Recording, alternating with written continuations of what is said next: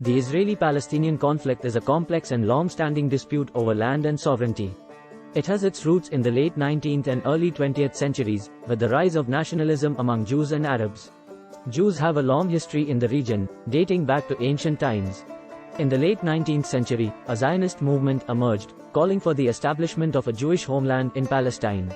This movement was motivated by a desire to create a safe haven for Jews, who had faced persecution and discrimination in many parts of the world. However, Palestine was also home to a large Arab population, who had lived there for centuries. The Arabs opposed the Zionist movement, seeing it as a threat to their own homeland.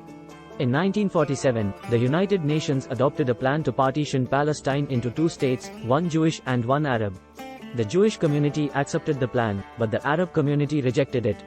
This led to the outbreak of war in 1948, which resulted in the creation of the State of Israel.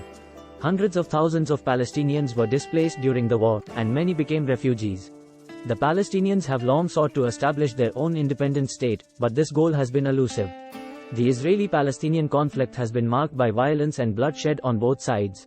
There have been several wars between Israel and its Arab neighbors, as well as violence between Israelis and Palestinians within the Palestinian territories.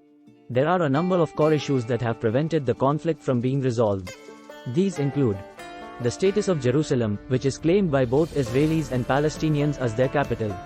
The right of return for Palestinian refugees. The future of Israeli settlements in the West Bank. The borders of a future Palestinian state.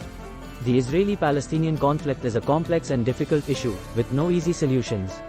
However, it is important to understand the root causes of the conflict in order to find a peaceful and lasting resolution.